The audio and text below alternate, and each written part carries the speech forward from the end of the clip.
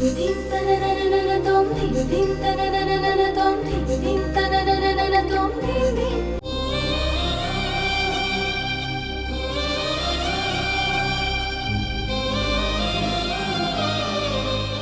ఫోటోలో మీరెంత బాగున్నారో తెలుసా? మీ మొహంలో ఉన్న ఈ నవ్వు అది గాలిలో కలిసిన అత్తరు లాంటిది. నేను గది తలుపు మూసేస్తే ఆ అత్తరు గదికే పరిమితమైపోతుంది. అదే నేను గదిని వదిలేస్తే ఆ పరిమళం ఈ ఇల్లంతా నిండుతుంది.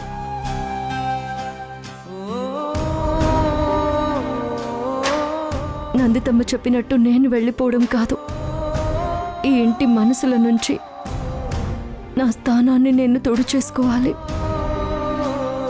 మంచితనం వల్ల గౌరవం వస్తుంది, కానీ ఒక్కొక్కసారి చెడ్డతనం వల్లే మార్పు వస్తుంది.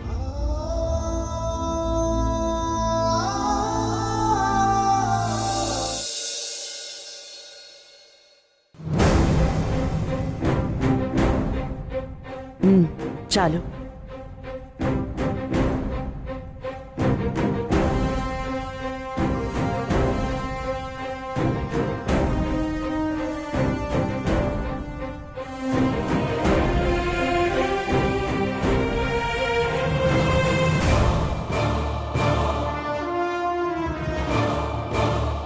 మీరా, వచ్చి భోజనం చేయి. నాకిప్పుడు ఆకలిగా లేదు, కాసేపు అయ్యాక తింటాను. మీరా, ఆకలి వేసినప్పుడు తినడం ఆరోగ్యం, అందరూ తినేటప్పుడు తినడం పద్ధతి. రా కూర్చో. నాకిప్పుడు మూడ్ లేదు, కాసేపు ఆగి తింటాను. ఇది హోటల్ కాదు మీరా, వడ్డించే వాళ్ళు వెయిటర్లు అంతకంటే కాదు. ఒక్కొక్కరికి ఒక్కొక్క సమయంలో పెట్టడం నా వల్ల కాదు. తినాలంటే ఇప్పుడే తిను, లేదంటే ఆకలిని చంపుకొని పడుకో.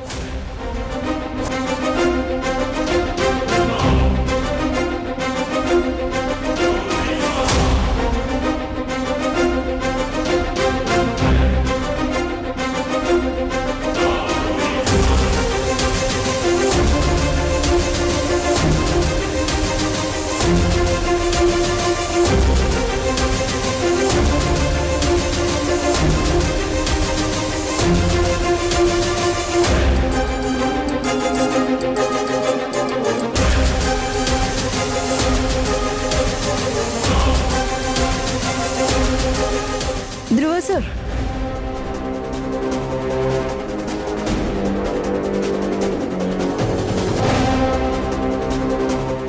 సార్ ఫ్రెష్ అప్ అయి వస్తే మీకు వడ్డిస్తాను.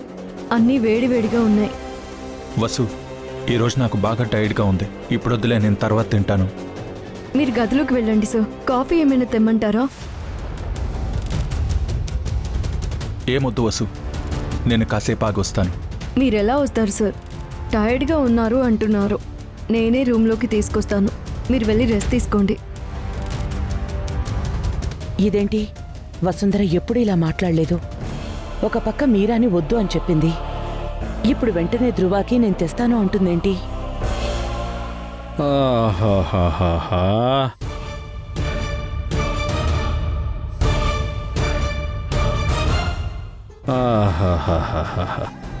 ఏమి వివక్ష వసుంధరా. మీరా అడిగితేనేమో కుదరదు, ఇక్కడే తినాలి అంటావు. నీ భర్త అడిగితే మాత్రం గదిలోకే ఫుడ్ తీసుకెళ్తానంటున్నావు. ఈ ఇంట్లో మర్యాదలు కూడా మనుషుల మొహాలు చూసి మారిపోతాయన్నమాట. ముఖం చూసి ఇచ్చేది భిక్ష బాబాయ్, మనిషిని బట్టి ఇచ్చేది గౌరవం. ఎవరికి ఎంత ఇవ్వాలో నాకు బాగా తెలుసు. అంటే మాకు భిక్ష ఇస్తున్నావా? ఆ మాట నేను అనలేదు మీరా, నేను అడిగిన దానికి సమాధానం చెప్పాను అంతే. గౌరవమా? కన్న బిడ్డని అనాథని చేసి ఆ అమ్మాయిని మోసం చేసిన వాడికి నీరాజనాలు పడుతున్నారు. ఏదైనా చేసుకోండి, అది మీ ఇష్టం. కానీ మోసపోయి ఇంటికొచ్చిన నా కూతుర్ని అనటం మాత్రం సంస్కారం కాదు. బాబాయ్, మీరు ప్రతి విషయాన్ని ఎందుకు గొడవ చేస్తున్నారు? మాటలు జాగ్రత్తగా రానివ్వండి. ధ్రువ సార్ మౌనంగా ఉన్నారంటే అది ఆయన సంస్కారం, బలహీనత అనుకోవద్దు. కన్నబిడ్డ మీద మీకు ప్రేమ ఉండొచ్చు, కానీ తనని నా భర్త ఏమీ మోసం చేయలేదు.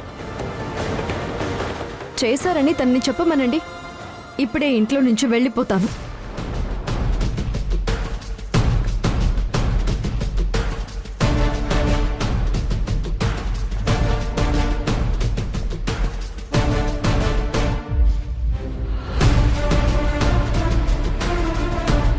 మీ కూతురి మీద మీరు చూపించే ప్రేమ నా భర్త మీద మాత్రం నేను చూపించకూడదు, అంతేనా?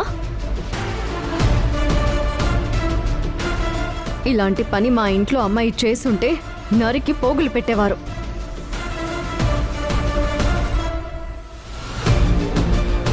అంతేకాని ఇలాగే సమర్థించము.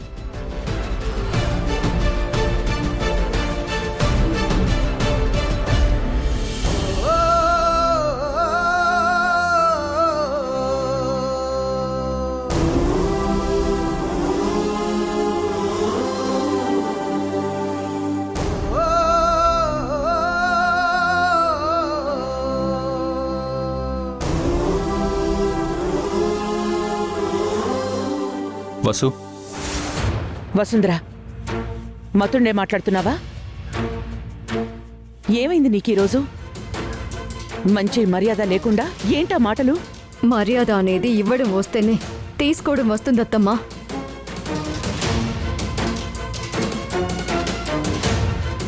పొద్దున నా భర్తని అన్ని మాటలు అంటున్నప్పుడు మీరు అడగలేదే? మీ అబ్బాయినంటే మీరు ఊరుకుంటారేమో.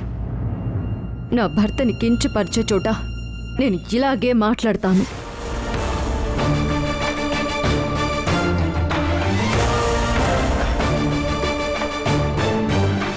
ఓ, అది మనసులో పెట్టుకొని ఇలా చేస్తున్నావా? అలానే అనుకోండి.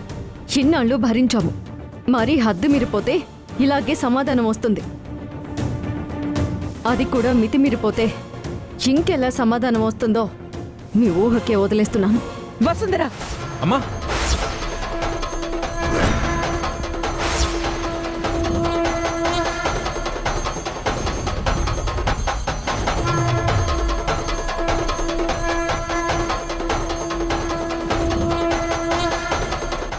ఏమైంది నీకు? నోరు మూసుకునుండు. ఈ ఇంట్లో ఉండడానికి మనకెంత హక్కుందో వాళ్ళకి అంతే హక్కుంది.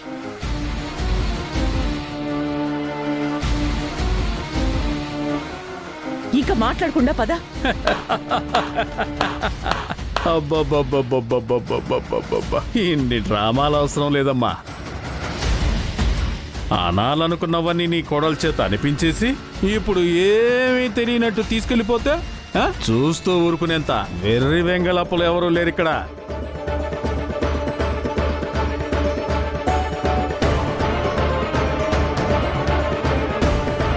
తప్పు చేశానని ఒప్పుకుని సారీ చెప్పి ఇక్కడి నుంచే తీసుకెళ్ళండి. నేనెందుకు చెప్పాలి? నేను చెప్తాను.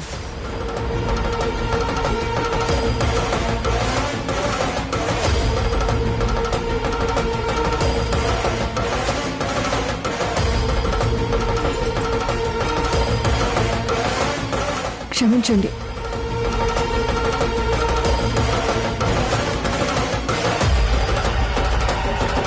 చాలా కాళ్ళు కూడా పట్టుకోవాలా?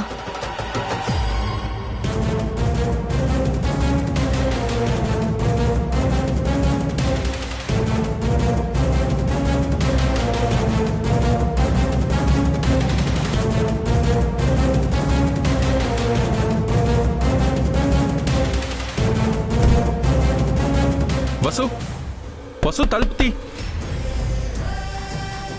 వసు తలుపుతి. నిన్ను తీయను సార్, నన్ను ఒంటరిగా వదిలేయండి.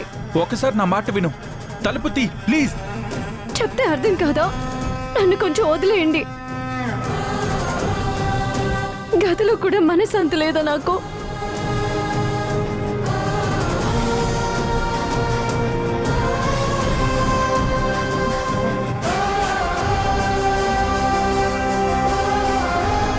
వసు, తలుపు తీవే. వసు! అత్తమ్మ, నన్ను కాసేపు ఒంటరిగా వదిలేయండి. సారీ చెప్పాను కదా, ఇంకా ఏంటి? తలుపు తీసి వాళ్ళ కాళ్ళు పట్టుకోవాలా?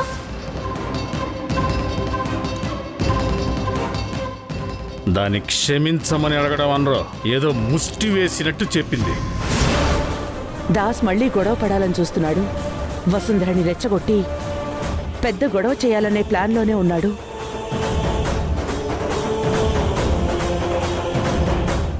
ధ్రువ, ఆగు.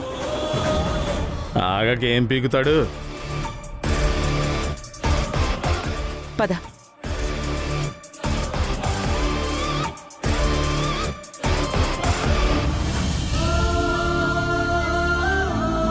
ఇదంతా నా కోసమే చేస్తున్నావా వసు?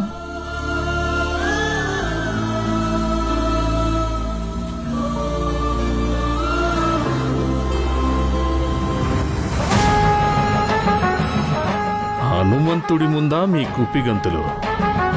ఇక వసుంధర ఇంటిలో నుంచి వెళ్ళిపోయే టైం వచ్చింది.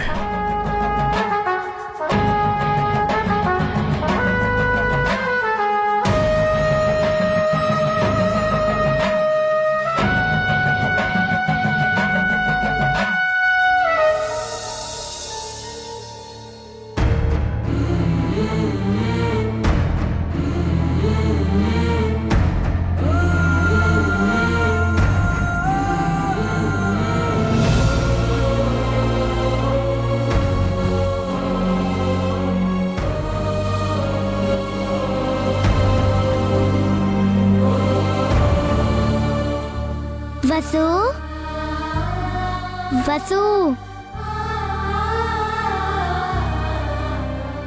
నేనే.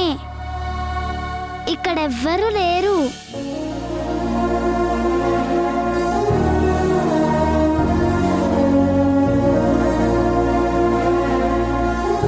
అంశు, రా, కూర్చో.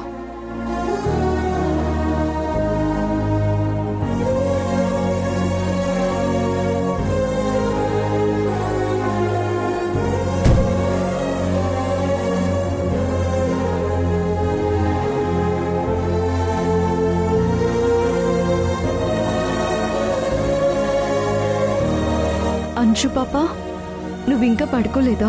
నువ్వు తినలేదు కదా వసు.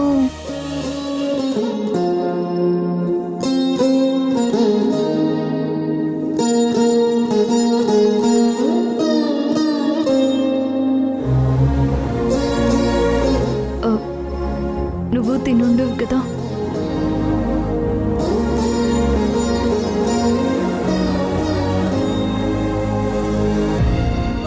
అంశు పాప, వాసు ఏం చెప్పినా వింటావా?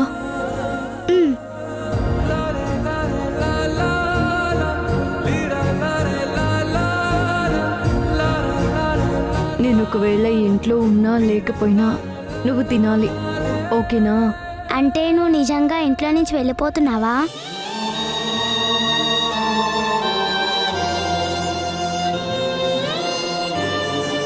నేను నా అనుకున్న వాళ్ళని ఎప్పుడు వదిలి వెళ్ళడానికి ఇష్టపడను. ఒకవేళ వెళ్ళిపోవాల్సిన పరిస్థితి వస్తే నాలాగా నేను చూసుకున్నట్టు ఇంట్లో అందరినీ చూసుకునే వాళ్ళు ఉన్నారు. ఆ ధైర్యం ఉంటేనే చేస్తాను. నాకు నువ్వు హీరోలాగా కనపడ్డావు అని చెప్పాను కదా, ఆ ధైర్యంతోనే వెళ్తున్నా. నేను మళ్ళీ కొన్ని రోజుల్లో వచ్చేస్తా. ముందు నువ్వు తిని మల్లిక నానికి, నాన్నకి, అందరికీ పెట్టాలి. వాళ్ళు బాధగా ఉన్నప్పుడు నువ్వు వాళ్ళని హగ్ చేసుకోవాలి. అప్పుడు వాళ్ళకి నన్ను హగ్ చేసుకున్న ఫీలింగ్ వస్తుంది కదా, అన్నీ మర్చిపోతారు. మనమిద్దరం సేమ్ సేమ్ కదా.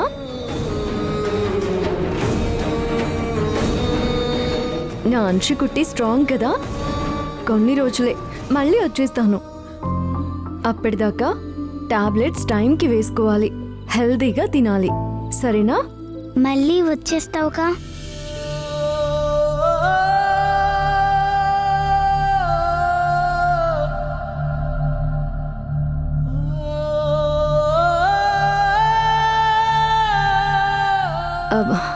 వచ్చేస్తాన్రా. పోనీ ఒక పని చేస్తా, నేను లేకపోయినా ఈ ఇంట్లో సీక్రెట్గా సీసీ కెమెరాలు పెట్టేసి వెళ్తాను. మీరందరూ నాకు కనపడతారు. నేను మిమ్మల్ని చూస్తూనే ఉంటాను. కొన్ని రోజుల్లో మళ్ళీ వచ్చేస్తాను. ఏడవకూడదు. ఇప్పుడు నువ్వే నా స్థానంలో ఉండి అందరినీ చూసుకోవాలి. అమ్మ స్థానం ఎవరైనా తీసుకోగలరా వసు? నిజంగా తిరిగి వచ్చేస్తావు కదా?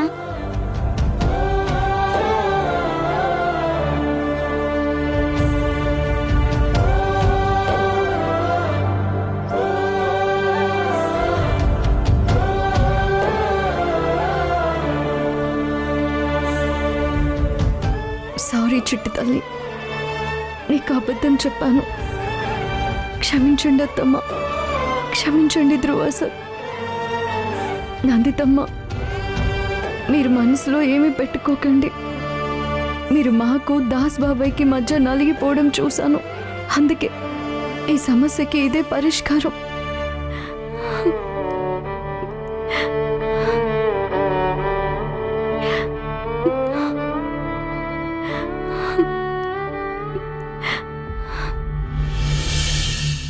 ఏడవకు వసు.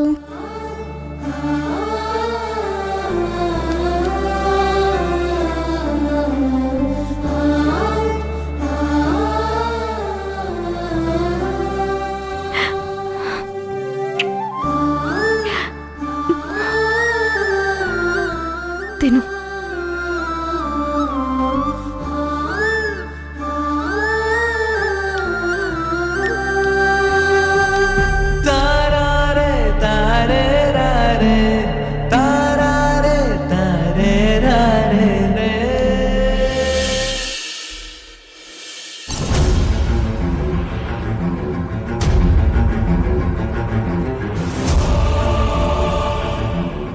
ఇంత జరుగుతుందో ధ్రువ ఇంట్లో?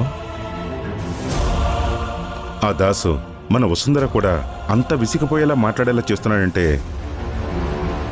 వాడి టార్చర్ ఏ రేంజ్లో ఉందో అర్థమవుతుంది. అసలు వాడికి కావాల్సింది ఇదే కదా ధ్రువ. మీరు ఇలా గొడవ పడాలి, విడిపోవాలి. వాడు అనుకున్నది సాధించడానికి చాలా వేగంగా పాములు కదుపుతున్నాడు.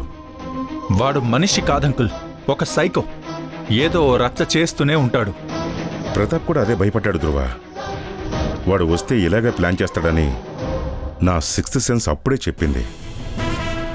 విభజించి పాలించటం ఆ దాస్కి తెలిసిన ఏకైక సూత్రం. చూడు ధ్రువ, మీరందరూ ఒకే మాట మీద ఉండాలి. మీ మధ్య వచ్చే విభేదాలే వాడికి ఆయుధాలు. ఆ అవకాశం వాడికి ఇవ్వకండి. వాడికి గెలిచాననే ఫీలింగ్ అస్సలు రానివ్వకండి. నా మాటగా వసుంధర కూడా చెప్పు. తప్పకుండా అంకుల్. కానీ ఇంకా ఎన్ని రోజులు? వాడిలా రెచ్చిపోతూ ఉంటే ఆ అరాచకాన్ని మనం ఆపలేమా? అత్తయ్యని మనం సేవ్ చేయలేమా? దాస్ చేసిన అతిపెద్ద తెలివైన పని అదే ధ్రువ. ఒక్క చిన్న ఆధారం కూడా మనకి మిగలకుండా చేశాడు. వాడు వేసిన ప్రతి అడుగు దాని వెనక పగడ్బందీ ప్లాన్ ఉంది.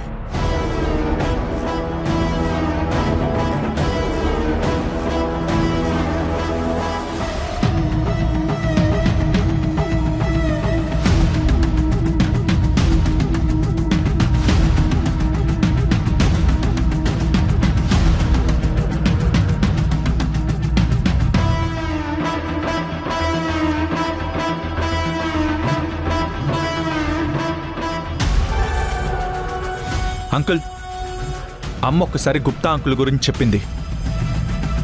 ఆయనే వచ్చి మీకేదో వీడియో చూపించారని, అందులో దాస్ స్వయంగా నాకు పిల్లలు పుట్టారని ఒప్పుకున్నాడని, ఇప్పుడు ఈ పిల్లలు కూడా తన వాళ్ళు కారు అని క్లియర్గా చెప్పాడని అమ్మ అంది కదా. ఆ వీడియో ఏమైంది అంకుల్? అదుంటే వాడి పని అయిపోతుంది కదా. అది ప్రతాప్ తన క్యాబిన్లోనే భద్రపరిచాడు ధ్రువ.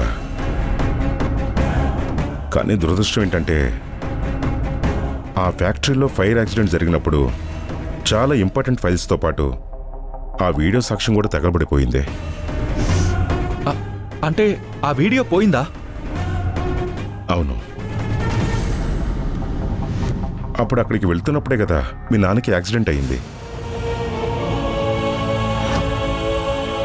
అంకుల్, పోనీ గుప్తా అంకుల్ దగ్గర బై ఛాన్స్ ఇంకో కాపీ ఏమైనా ఉందేమో కనుక్కోండి.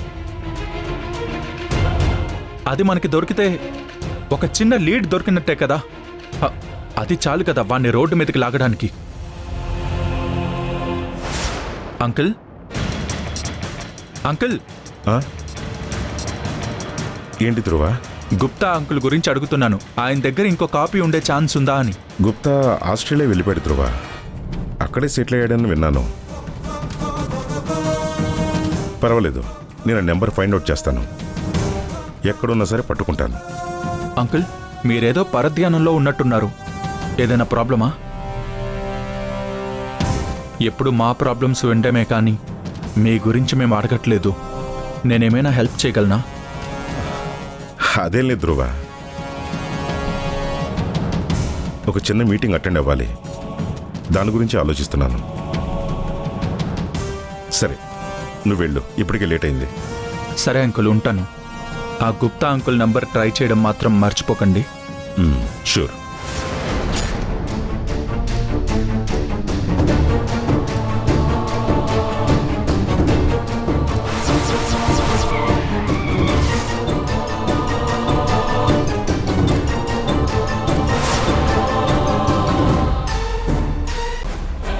నా కూతురు జీవితం చిందరవందరైపోయింది.